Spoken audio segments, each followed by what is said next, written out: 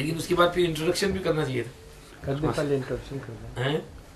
ویسے میں نے وہ یہ مضمون تو وہاں آیا ہے, وہاں الرحمن میں نے یہ مضمون بیان کیا تھا. الرحمن میں تو وہاں یہ کہا تھا کہ بھئی حضرات صحابہ کرام رضوان اللہ علیہ مجمعین کی صفائی کرنے کے لیے تو ہم کو ہی وکیل بننا پڑے گا.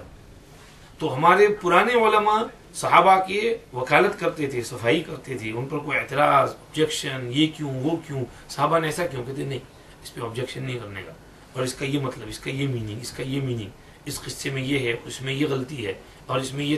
تاریخ والے ہیرا پھیری کرتے ہیں, گڑبڑ کرتے ہیں, تو لوگ تاریخ پر بھروسہ کر لیتے ہیں, قرآن حدیث کو چھوڑ دیتے ہیں.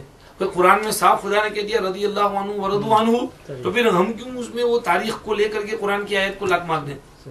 تو تاریخ واریخ کا اعتبار نہیں کرنا چاہیے, قرآن کو دیکھنا چاہیے, حدیث کو دیکھنا چاہیے.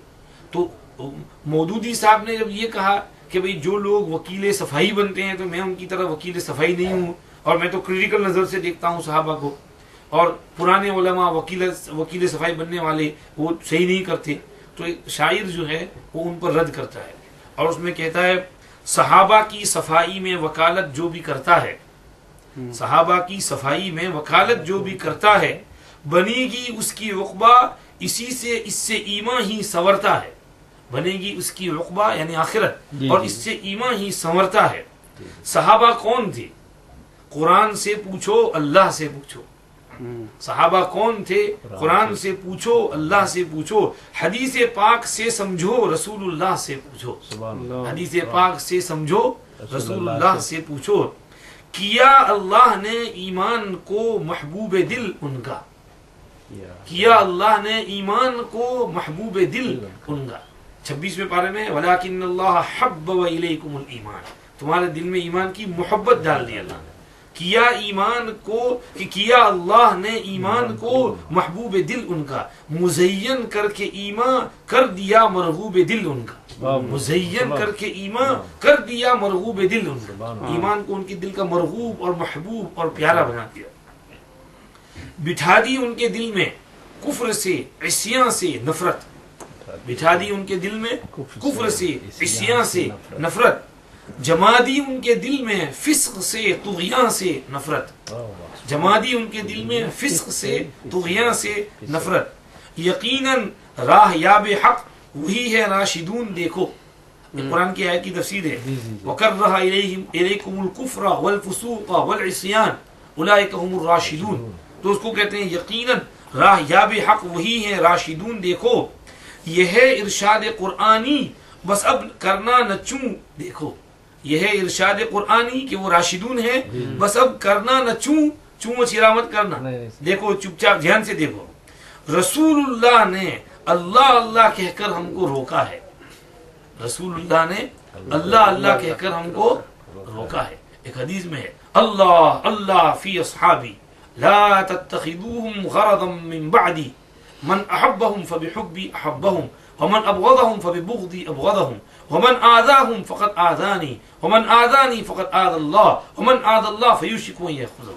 اب بس میں کہتے ہیں خطبے میں حدیث آتی ہے اللہ سے ڈرو, اللہ سے ڈرو. میرے صحابہ کے بارے میں ان کو ٹارگٹ مت بناؤ کہ ان کو شوٹ کرتے رہو. جو ان سے محبت کرے گا تو میری محبت کی وجہ سے ان سے محبت, اور جو ان سے کینہ رکھے گا تو مجھ سے کینہ رکھنے کی وجہ سے ان سے کینہ رکھا, اور جو ان کو ستائے گا تو اس نے مجھے ستایا, اور جس نے مجھے ستایا اس نے اللہ کو ستایا, اور جس نے اللہ کو ستایا اللہ بہت جلد اس کی پکڑ کریں گے. اس کو شاعر یہاں کہہ رہا ہے رسول اللہ نے اللہ اللہ کہہ کر ہم کو روکا ہے, انہیں کہنا نہ کچھ ہرگز بڑی سختی سے ٹوکا ہے, انہیں کہنا نہ کچھ ہرگز بڑی سختی سے ٹوکا ہے.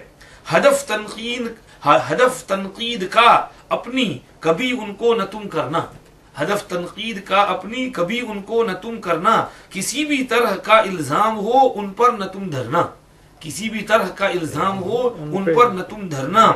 ہے وابستہ انہی کی دوستی سے دوستی میری, ہے وابستہ انہی کی دوستی سے دوستی میری. جو کوئی ان کا دشمن ہو ہے اس سے دشمنی میری, جو کوئی ان کا دشمن ہو ہے اس سے دشمنی میری. جو آزادانہ ان پر جرم کا الزام رکھے گا, جو آزادانہ ان پر جرم کا الزام رکھے گا, قیامت میں مزہ تحقیق کا وہ آپ چکھے گا. یہ تو نے تحقیق کیوں کی تھی, تو اس تحقیق کا بھی اس کو مزہ چکے گا. قیامت میں مزہ تحقیق کا وہ آپ چکھے گا جو قرآن چھوڑ کر تاریخ پر ایمان رکھتا ہو, جو قرآن چھوڑ کر تاریخ پر ایمان رکھتا ہو, صحابہ دشمنی میں جو سبائی شان رکھتا ہو, صحابہ دشمنی میں جو سبائی شان رکھتا ہو, وہ کیا جانے صحابہ کیا تھے, صحابہ کیا تھی, کیا تھا مرتبہ ان کا, وہ کیا جانے صحابہ کیا تھے, کیا تھا مرتبہ ان کا, تھے اصحاب نبی وہ حق تعالی آشنا ان کا, تھے اصحاب نبی وہ حق تعالی آشنا ان کا. اللہ ان کو جانتے تھے کہ صحابہ کیا ہیں, ہم کیا جانے اور تم کیا جانو کہ صحابہ کیا تھے. تو یہ حضرات صحابہ کرام رضوان اللہ مجمعین کی شان میں یہ قصیدہ ہے, تو یہ اس میں وہ سمجھایا ہے. اللہ ہمیں ہمارے حضرات صحابہ کرام رضوان اللہ علیہ مجمعین کی سچی محبت نصیب فرمائے. اور جو لوگ ان پر تنقید کرتے ہیں, صحابہ کو برا کہتے ہیں, گالیاں دیتے ہیں, ہاں سچ روزے اطہر پر جاتے ہیں تو رسول اللہ کو سلام پڑھتے ہیں, السلام علیکم یا رسول اللہ, اور اس کے بعد نعوذ باللہ ابو بکر پر عمر پر لعنت کرتے ہیں, مسجد نبوی میں ایک شخص نماز پڑھ رہا تھا, تو ہمارے ایک دوست کہتے ہیں کہ وہ میرے بازو میں تھا, تو اس نے یوں کیا تحیات میں. پھر میں نے اس کو پوچھا کہ تم نے یوں ہاتھ کیوں مارے ران پر, تو اس نے کہا کہ انہوں نے ہمارے بڑوں نے سکھایا ہے کہ نماز میں تحیات پڑھنے کے بعد جب تک یوں ہاتھ مار کر ابو بکر اور عمر پر لعنت نہ کرے وہاں تک نماز قبول نہیں ہوگی. تو ہم کو یہ یوں کر کے لعنت کرنی پڑتی. تو یہ صحابہ کے ساتھ ایسا سلوک, ابو بکر عمر جو یار غار ہیں, پھر وہاں بھی سوئے ہوئے ہیں ساتھ, ان کی تو محبت ہونی چاہیے. کبھی پہلے اس بات جی یہ جو آپ نے بھی فرمایا کبھی میں نے سنا نہیں. ہاں نہیں سچ مچ یہ تو پتا ہے کہ وہ طرح طرح کی باتیں کہتے ہیں. سچ مچ ہے. میرے ایک دوست نے وہ مسجد ابھی اسی ساتھ ابھی حج میں ہی سنا ہے کہ مول صاحب میرے بازو میں ایک بیٹھا ہوا تھا, میں نے اس کو پوچھا, اس نے مجھے ایسا کہا کہ ہمارے بڑوں نے ہم کو یہ سکھایا ہے کہ یوں ہاتھ مار کر کے لعنت کریں گے تو نماز صحیح ہوگی, ورنہ نماز صحیح نہیں ہوگی. تو اس طرح کی حرکتیں صحابہ کے ساتھ ایسا سلوک یہ نہیں ہونا چاہیے. سارے کرتے ہیں. بس ان میں ہوں گے ایسے فرقے, ایسے لوگ, سب کو ہم ایک لاٹھی سے تو نہیں ہانک سکتے. تو جو سمجھیے ہیں ہم ان کو دعوت دیتے ہیں کہ بھئی تم ذرا سوچو اور دھیان دو اور ایسی حرکت سے باز آؤ, ایسی چیزیں نہیں کرنی چاہیے, اچھی نہیں ہیں, اور پڑھو, مطالعہ کرو, اور اسٹڈی کر کے صحیح عقیدہ اپنا صحیح عقیدہ صحیح کرو. اور صحابہ کے بارے میں ایسی باتیں ہرگز نہیں کرنی چاہیے. تو اس سے اللہ ناراض ہوتے ہیں, اللہ کے رسول ناراض ہوتے ہیں. اور یہ کوئی صحابہ کے ساتھ ایسی دشمنی کریں گے اس سے اہل بیت خوش تھوڑی ہوں گے. کوئی حضرت علی, حضرت فاطمہ, حضرت حسن حسین ہم سے راضی خوش تھوڑی ہو جائیں گے اگر ہم اس طرح صحابہ پر لعنت کریں گے. نہیں, وہ تو اور ناراض ہوں گے. امام جعفر صادق رحمۃ اللہ علیہ کی خدمت میں اس طرح کے کچھ لوگ آئے تھے, تو امام جعفر صادق بہت غصے ہوئے تھے, نکال دیا تھا ان کو کہ نکلو یہاں سے, تم صحابہ کے بارے میں ایسی باتیں کرتے ہو, ابو بکر کے بارے میں, عمر کے بارے میں. تو حضرات اہل بیت تو اس کو بالکل برداشت نہیں کر سکتے تھے. تو جب وہ ناراض ہوں گے جن کو تم مانتے ہو حضرت علی فاطمہ, وہ خود ناراض ہوں گے. ان کی آپس کی کتنی محبت تھی یہ تم پڑھو, مطالعہ کرو. حضرت علی اور ابو بکر میں, حضرت علی اور حضرت عمر میں کتنی محبت تھی, کتنی محبت, بہت محبت تھی, بہت محبت. حضرت علی تو بے چین, حضرت عمر تو بے چین رہتے تھے حضرت علی کے لیے. اس میں کافیہ میں ایک مقولہ مشہور ہے, لولا علی لہلک عمر, علی نہ ہوتے تو عمر مر جاتے. یہ کیا ہوا قصہ؟ حضرت عمر رضی اللہ عنہ بڑے بڑے مشورے, بڑے بڑے فیصلے حضرت علی کرم اللہ وجہہ سے کرتے تھے. کبھی کبھی حضرت علی کہیں سفر میں گئے ہوں اور کوئی پرابلم آ جائے تو حضرت عمر کہتے تھے یا قضیۃ ولا ابا حسن اللہ, یہ کریٹیکل سچویشن آ گیا اور ابو الحسن نہیں ہے. ابو الحسن حضرت علی کی کنیت تھی, اور اس میں سمجھیے کہ کنیت یہ احترام کے لیے بولتے ہیں. تو حضرت عمر حضرت علی کے احترام کے لیے ابو الحسن کہہ کر پکارتے ہیں, قضیۃ ولا ابا حسن اللہ. ارے ایک پرابلم آ گیا اور ابو الحسن یہاں نہیں ہے, اب کیا کریں. ایک مرتبہ ایسا ہوا کہ ایک عورت کو جو شادی شدہ تھی لایا گیا کہ اس نے زنا کیا تھا. اس سے پوچھا گیا, اس نے اقرار کیا کہ ہاں میں نے زنا کیا ہے. تو حضرت عمر نے فرمایا لے جاؤ اس کو, رجم کر دو. رجم کے معنی اسٹون, پتھر مار کے سنسار کر دو اس کو. لوگ لے جانے لگے. حضرت علی کرم اللہ وجہہ نے پوچھا اس کو کہاں لے جا رہے؟ کہا کہ یہ کیس ہوا اس کا, اس نے زنا کیا تھا, اقرار کر لیا. تو امیر المومنین نے حکم دیا کہ رجم کر دو. تو حضرت علی کرم اللہ وجہہ نے فرمایا ایک منٹ رک جاؤ، چلو میرے ساتھ. واپس آئے، اس کو لائے. امیر المومنین یہ آپ نے کیا کر دیا؟ یہ کہ آپ کو پتہ نہیں ہے، یہ تو مجنونہ ہے، دیوانی ہے، پاگل ہے، یہ تو بیچاری انسین ہے، اس کا تو دماغ ٹھکانے نہیں ہے. اور حضور نے فرمایا رفع القلم عن ثلاثہ، عن النائم حتى يستيقظ، وعن المجنون حتى يفيق، وعن الصبي حتى يحتلم، کہ 3 آدمی مرفوع القلم ہیں، ان کے گناہ نہیں لکھے جاتے. سونے والا جب تک سویا ہوا ہے، جاگا نہیں، تو وہاں تک فرشتے اس کی گناہ نہیں لکھتے، کیونکہ وہ تو سویا ہوا ہے. تو نیند میں کھڑا ہو کر کسی کو مار دے، چھرا بھی گھونپ دے، تو اس پر اس کو کوئی پکڑ نہیں ہوگی، کیونکہ وہ تو نیند میں ہے، سلیپ واکنگ کر رہا ہے. نمبر 2 مجنون، جب تک اس کو دماغ ٹھکانے اس کا نہ آئے، ہوش نہ آئے. تو جنون جو ہے، بعض جنون دائمی ہوتے ہیں، ہمیشہ رہتے ہیں، اور بعض جنون وقتی ہوتے ہیں. تھوڑا کبھی جنون چڑھتا ہے پھر ٹھیک ہو جاتا ہے آدمی، پھر جنون چڑھتا ہے پھر ٹھیک ہو جاتا ہے. تو یہ مجنون جب جنون کی اسٹیٹ میں ہو اور اس وقت کوئی حرکت کر بیٹھے تو اس پر اللہ کی یہاں پکڑ نہیں ہوتی ہے، وہ تو مرفوع القلم ہے. جب ہوش میں ہو اور کوئی حرکت کرے تو اس پر پکڑ ہوتی ہے. تو اس پر تو حد جاری نہیں کر سکتے آپ، یہ تو مجنونہ ہے، اس کا جنون تو پتہ ہے، سب لوگ جانتے ہیں کہ یہ تو دیوانی ہے، مجنونہ ہے، تو اس نے ایسی حرکت کر دی اس جنون کی حالت میں. اور تیسرا بچہ جب تک بالغ نہ ہو، نابالغ بچے مرفوع القلم ہے. تو حضرت عمر رضی اللہ عنہ کہا کہ لولا علی لہلک عمر، علی نہ ہوتے تو عمر مر جاتا، اس کا بھی رجم ہو جاتا. قیامت کے دن میدان حشر میں میری پوچھ ہوتی، میں اللہ میں کو کیا جواب دیتا؟ حضرت علی جزاک اللہ، شکریہ آپ نے میری جان بچائی، بھائی چھوڑ دو اس بیچاری کو، جانے دو اس کو. تو یہ مقولہ مشہور ہو گیا، کافیہ میں اور نحو کی کتابوں میں پڑھایا جاتا ہے لولا علی لہلک عمر، کہ لولا جو ہے لانتفاء ثانی لانتفاء الاول آتا ہے، اور اس کی اس سے نفی ہوتی ہے، اور یوں اس کی جزا اور یہ شرط یوں چلتی ہے. تو یہ حضرت عمر اور حضرت علی میں تو بہت کنیکشن اور تعلق تھا، بہت محبت تھی. لیکن لوگ جو ہیں دشمنی قائم کرتے ہیں اپنے مفاد کے لیے، پتہ نہیں کیا غرض ہے ان کی اس کے پیچھے. اللہ پاک جو ہے رحم فرمائے، ہدایت دے. ہمارا عقیدہ ہمارے نبی پاک صلی اللہ علیہ وسلم کے حضرات صحابہ کرام کے بارے میں بالکل صاف ستھرا کلیئر ہونا چاہیے. مشکات شریف کی حدیث میں آپ نے ہم کو حکم دیا ہے، فرمایا اکرموا اصحابی فانہم خیارکم. دیکھو میرے صحابہ کی عزت کرنا، وہ تم میں سب سے بزرگ ہیں، ان سے بڑا بزرگ کوئی نہیں. صحابی سے بڑا بزرگ کوئی ہو سکتا ہے؟ کوئی نہیں. کوئی ولی، کوئی پیر، کوئی عالم، کوئی بزرگ، کوئی صوفی صحابی کے درجے کو پہنچ ہی نہیں سکتا، کیونکہ صحابہ کی جہاں سے ابتدا ہوتی ہے وہاں دنیا کے اولیاء کی انتہا ہوتی ہے. جہاں سارے وہ دنیا کے ولی جہاں پہنچتے ہیں وہاں سے تو صحابی شروع ہوتے ہیں، تو اس کی پہنچ کہاں ہوگی؟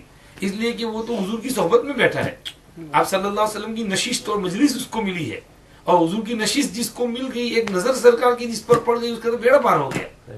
اور جس کا قلب سلیم ہو اور آ کر کلمہ پڑھ لیا، بس وہ راکٹ کی طرح اس کی تو پرواز ہوئی، اوپر پروان چڑھا. وہ حضور کے پیچھے اس نے چند نمازیں پڑھ لی، حضور کے ساتھ مل کر کے آپ کی مدد کر دی، جہاد میں نکل گیا حضور کے ساتھ، بس اس کا تو درجہ ہی بلند ہو گیا.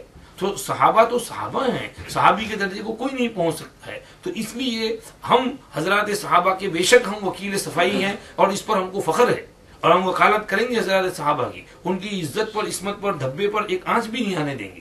کہیں بھی کوئی اشکال کرے گا ہم فوراً اس کا جواب دیں گے کہ نہیں، یہ رانگ ہے، صحابی کے بارے میں ایسا ہو ہی نہیں سکتا ہے. اور خاص طور پر ابو بکر، عمر، کیا کہنا ان کے. حضرت ابو بکر کو تو حضور نے کیا کہا پتہ ہے؟ فرمایا یا ابا بکر انت صاحبی فی الغار و صاحبی علی الحوض. تو میرا یار غار بھی ہے اور یار حوض بھی ہے. غار ثور میں 3 دن تو میرے ساتھ سویا تھا، اپنی جان کا جوخم لگایا تھا، مرڈر کا خطرہ تھا کہ میرا بھی مرڈر ہو جاتا، تیرا بھی ہو جاتا، لیکن تو نے اس کی پرواہ نہیں کی. میں مر جاؤں لیکن رسول اللہ کو کچھ نہیں ہونا چاہیے. تو اس وقت تو نے اتنی بڑی قربانی دی تھی، وہ مجھے یاد ہے، میں بھولا نہیں اس کو. اسی لیے حوض کوثر پر جب جائیں گے اور وہاں امت آئے گی تو وہ ان کو پانی پلاتے وقت تو میرا وزیر ہوگا اور میرے ساتھ ہوگا، میرا ساتھی ہوگا اس وقت حوض کوثر پر. تو اب یہ سرکار ان کو کہتے ہیں، سرکار کو کتنی محبت. سرکار کہتے ہیں سب لوگوں کا جو احسان مجھ پر تھا میں سب لوگوں کو چکا ہوں، چکا دیا میں نے احسان. صرف ایک آدمی کا احسان میرے سر پر ایسا ہے کہ میں نہیں چکا سکا، وہ ابو بکر ہے. اور ابو بکر کا احسان مجھ پر اپنی جان میں بھی اور مال میں بھی سب سے زیادہ ہے. ان من امن الناس علی فی صحبتہ و مالہ ابو بکر، کہ ان سے بڑا احسان مجھ پر کسی کا نہیں، اور میں اس کو نہیں ادا کر سکتا، اتنا بڑا احسان ان کا مجھ پر. اور اگر میں کسی کو اپنا خلیل اور کلوز ڈیپ فرینڈ بناتا تو ابو بکر کو بناتا.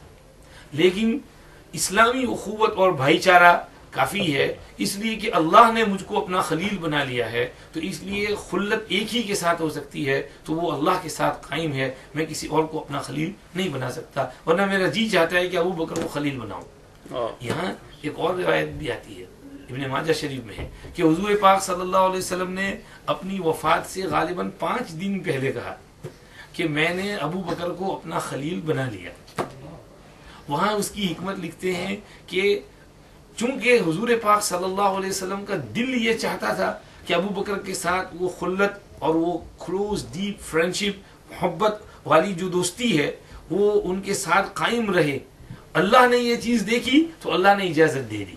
اللہ نے کہا ٹھیک ہے آپ ابو بکر کے ساتھ وہ اسپیشل ریلیشن شپ اپنی قائم رکھیے. اس لیے حضور نے کہہ دیا کہ میں نے ابو بکر کو اپنا خلیل بنا لیا. اللہ نے حضور کو اپنا خلیل بنایا اور حضور نے ابو بکر کو اپنا خلیل بنایا.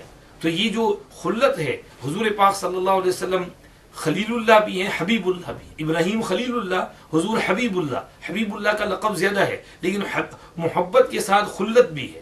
تو یہ حضرت صدیق اکبر رضی اللہ عنہ کا مقام حضور کی یہاں بہت اونچا ہے، بہت اونچا ہے. اس لیے ان کے بارے میں کوئی برا جملہ نہیں کہنا چاہیے. حضرت عمر کا مقام بھی حضور کے یہاں بہت اونچا، بہت اونچا. کتنا اونچا؟ اتنا اونچا کہ کہہ دیا اگر میرے بعد کوئی نبی بنتا تو عمر بنتا. یعنی ان میں یہ صلاحیت ہے کہ ان کو نبوت دی جائے. لیکن چونکہ میں لا نبی بعدی، میرے پیچھے کوئی نبی آنے والا نہیں، اس لیے ان کو بھی نبوت نہیں مل سکتی ہے. ورنہ ان میں استعداد اتنی زبردست ہے کہ نبوت کے مقام پر وہ فائز ہو سکتے تھے. نبوت جو ہے ایک وہبی چیز ہے، گفٹ اور بخشش ہے اللہ کی طرف سے. وہ کوئی اکتسابی اور محنت سے کمانے والی چیز نہیں ہے، وہ اللہ کا ایک ہدیہ ہے، عطیہ ہے. اللہ جس کو چاہتے ہیں دیتے ہیں. اللہ نے یہ طے کر دیا ہے کہ میرے بعد کوئی نبی نہیں آئے گا. لا نبی بعدی انا خاتم النبیین. تو کوئی بھی میرے بعد نبوت کا دعویٰ کرے گا وہ دعویٰ غلط ہوگا. آخری نبی اللہ نے مجھے بنا دیا. تو حضرت عمر رضی اللہ عنہ کی اتنی اونچی استعداد تھی. حضور آپ سے اتنے خوش تھے اور حضرت عمر نے سب کچھ اپنا حضور کے لیے قربان کر دیا. حضرت عمر رضی اللہ عنہ بہت اونچے، رحیم شہیم، ماشاء اللہ تندرست تھے، صحت مند تھے، بارعب تھے. اور آپ حضور کے ساتھ چلتے تھے تو منافقوں کی ہوا چھوٹ جاتی تھی. کسی کی ہمت نہیں پڑتی تھی کہ حضور کے قریب آئے کہ عمر ہیں ساتھ، وہ تو ڈرتے تھے. اللہ پاک نے اس لیے عمر کو ساتھ رکھا. اور حضور پاک صلی اللہ علیہ وسلم عجیب، حضرت عمر رضی اللہ عنہ کو جب وہ خنجر گھونپا گیا نماز میں، فجر کی نماز میں، اور آپ گرے، پھر 3 دن بیمار رہے، تو اس دوران حضرت عمر رضی اللہ عنہ نے اپنے بیٹے کو کہا کہ عائشہ سے پوچھ کر آؤ کہ مجھے اپنے گھر میں میرے دونوں دوستوں کے ساتھ دفن ہونے دو گی، اجازت ہو تو میں وہاں دفن ہو جاؤں. اگر وہ دے دے تو ٹھیک ہے، نہیں تو پھر مجھے بقیع میں ہی دفن کر دینا. تو عبداللہ پوچھنے کے لیے گئے. حضرت عائشہ رو رہی تھی. حضرت عائشہ کہنے لگی میرا جی تو چاہتا تھا کہ میں خود یہاں دفن ہوں، لیکن آج میں عمر کو اپنے اوپر ترجیح دوں گی، عمر کو دفن کر دو یہاں. تو چنانچہ حضرت عبداللہ اجازت لے کر آئے تو حضرت عمر نے کہا الحمدللہ ما کان شیء اہم عندی من ذلک المضجع. شکر خدا کا، مجھے اس جگہ لیٹنے سے زیادہ فکر کسی چیز کی نہیں تھی. سب سے بڑی فکر یہی تھی کہ مجھے وہ جگہ مل جائے کہ ان کے قریب میں رہوں. جب وہ فیصلہ ہو گیا اور حضرت عمر کی روح پرواز ہو گئی اور اب غسل دے کر کے سب تیاری ہونے والی تھی، تو اس وقت جو ہے حضرت علی کرم اللہ وجہہ بھی وہاں موجود تھے. حضرت علی کرم اللہ وجہہ، عبداللہ ابن عباس کہتے ہیں کہ میں وہیں تھا، تو میں نے دیکھا کہ میرے پیچھے سے کوئی بول رہا ہے کہ مجھے یہ پتا تھا کہ آپ وہیں پر دفن ہوں گے. قد كنت اظن ان يجعلك الله مع صاحبيك، کیونکہ میں بہت کثرت سے یہ سنا کرتا تھا کہ آپ صلی اللہ علیہ وسلم فرماتے تھے ذهبت انا وابو بکر وعمر، دخلت انا وابو بکر وعمر، خرجت انا وابو بکر وعمر. ابن عباس کہتے ہیں میں نے مڑ کے دیکھا تو سیدنا علی کرم اللہ وجہہ تھے. سیدنا علی کرم اللہ وجہہ کہہ رہے تھے کہ مجھے پتا تھا کہ عمر آپ جو ہے وہیں دفن ہوں گے، کیونکہ میں انہیں انڈیکیشن، حضرت علی بہت انٹیلیجنٹ تھے. حضرت نے کہا میں نے حضور کا یہ جملہ سنا تھا کہ گیا میں اور ابو بکر اور عمر، اندر داخل ہوئے میں اور ابو بکر اور عمر، اور باہر نکلے میں اور ابو بکر اور عمر. اور ایک مرتبہ آپ صلی اللہ علیہ وسلم کہیں جا رہے ہیں، ایک طرف سے ابو بکر کا ہاتھ پکڑے ہوئے، دوسری طرف سے عمر کا ہاتھ پکڑے ہوئے، اور چلے جا رہے ہیں اور فرما رہے ہیں ہا کذا نبعث، اسی طرح ہم قبر سے اٹھائے جائیں گے۔ اب حضور کو اس وقت، حضور تو صاحب وحی تھے، وہ تو آپ نہیں بولتے تھے، بلوایا جاتا تھا وہاں سے، تو بولا گیا کہ میں جب قبر سے ہم نکلیں گے تو اسی طرح نکلیں گے۔ اب اس وقت کس کو پتا کہ ابو بکر حضور کے پاس دفن ہوں گے اور عمر وہاں دفن ہوں گے، لیکن وہ برسوں کے بعد وہی ہوا، ابو بکر بھی وہاں اور حضرت عمر رضی اللہ عنہ بھی وہاں۔ تو یہ سمجھیے کہ حضرت عمر رضی اللہ عنہ ابو بکر صدیق کا اتنا قرب اور اتنا کلوز رسول پاک صلی اللہ علیہ وسلم سے، اور پھر وہاں جا کر کے ایسی حرکت، اور نعوذ باللہ مسجد نبوی میں وہاں پر لعن طعن کرنا اور وہاں پر اس طرح کی حرکت اور اس طرح ہاتھ مارنا، یہ کیسے روا ہو سکتا ہے؟ اس لیے اس سلسلے میں بالکل کوئی کمپرومائز نہیں، اور جو حق ہے وہ حق ہے، اور اس پر چلنا ضروری ہے۔ بعض لوگ ایسا تو نہیں کرتے، دوسرا اور حرکت کرتے ہیں۔ ہمارے یونس بھائی سنا رہے تھے کہ ایک دفعہ میں کھڑا کھڑا سلام پڑھ رہا تھا، تو وہ ہمارے یہاں ایک فرقہ ہے وہ بہروں کا، وہ اسماعیلی شیعہ ہیں بہرے، وہ پیلی پیلی یلو ٹوپی پہنتے ہیں، اور ان کا ایک مخصوص لباس ہوتا ہے، ان کی عورتوں کا بھی مخصوص برقع ہوتا ہے، اسے اندازہ ہو جاتا ہے کہ یہ بہری فرقے ہیں۔ تو وہ کہتے ہیں کہ وہ سمجھیے کہ ان کا عقیدہ یہ ہے کہ بھئی نمازوں کو وہ 5 ٹائم میں پڑھنا ضروری نہیں، دن میں کسی بھی ایک ٹائم پر 5 نمازیں پڑھ لے تو چل جائے گا۔ تو وہ ایسا کرتے ہیں، مسجد نبوی میں آتے ہیں، عصر بعد مصلی بچھاتے ہیں اور دھڑا دھڑ 5 نمازوں کی چونچ ماری اور تھرڈ سے بھاگ۔ تو وہ ان کے یہاں یہ ہے، وہ احرام بھی پہنتے ہیں تو احرام کی چادر کے نیچے بنیان پہنتے ہیں اور نیچی چادر کے نیچے پائجامہ پہنتے ہیں، تو پائجامہ اور بنیان کے اوپر چادر اوڑھ لیتے ہیں، ٹوپی بھی پہنتے ہیں احرام کی حالت میں، وہ ان کا ہے، ان کا مسلک۔ تو ایسے کچھ بہری جو ہیں، یونس بھائی کہتے ہیں کہ وہ آئے تو وہاں رسول اللہ صلی اللہ علیہ وسلم کے روزے کے پاس کھڑے ہو کر سلام پر السلام علیکم یا رسول اللہ، وہ، اور پھر آگے جانے کے بجائے اسی طرف سے مڑ کے چلنے لگے۔ تو ان میں سے کوئی جوان لڑکا ہوگا، اس نے کہا کہ اولاؤ نے گاڑی بھی تو سلام پڑھوانا، آگے بھی تو سلام پڑھنا ہے، وہاں لکھا ہے وہ۔ تو وہ ان کا جو بڑا جو رہبر تھا وہ کہتا ہے نہیں یہ اولاؤنی قبر سے، اولاؤنی قبر سے، یعنی یہ ان کی قبر ہے، وہ دوسروں کی قبر ہے، وہاں نہیں جانے کا، ہم کو وہاں سلام نہیں پڑھنے کا، بس یہاں سلام پڑھ کے لوٹ جانے کا۔ وہ جب بھیڑ نہیں ہوتی ہے تو اس وقت آگے نہیں جانا پڑتا، اس وقت تو آپ وہاں سلام پڑھ کے سیدھے واپس بھی لوٹ سکتے ہیں۔ تو اس وقت بھیڑ نہیں تھی، خالی تھا حرم، تو وہاں آئے، بالکل ادھر رسول اللہ کے روزے کے سامنے کھڑے رہ کے سلام پڑھا اور وہیں سے لوٹ گئے واپس، اور آگے ادھر ابو بکر عمر کی طرف نہیں گئے۔ تو بھائی یہ ایسی دشمنی کیوں ابو بکر عمر سے؟ حضرت ابو بکر حضرت عمر وہاں موجود، اور پھر آج میں سلام نہ پڑھے ان کو اور ان کو ایثار ثواب نہ کرے، یہ ٹھیک نہیں ہے۔ وہاں جائیں، رسول اللہ کو بھی سلام پڑھو، حضرت ابو بکر کو بھی سلام پڑھو، حضرت عمر کو بھی سلام پڑھو، قرآن شریف پڑھو، ایثار ثواب کرو، صدقہ خیرات کرو ان کی طرف سے، یہ ہم کو کرنا ہے۔ بہرحال یہ بات کہاں سے کہاں پہنچ گئی۔ حضرات شیخین کے فضائل اور مناقب جتنے بیان کیے جائیں کم ہیں، مستقل کتابیں اس پر لکھی گئی ہیں۔ مولانا سعید احمد اکبر آبادی رحمۃ اللہ علیہ نے حضرت ابو بکر صدیق کے نام سے اتنی موٹی کتاب لکھی ہے۔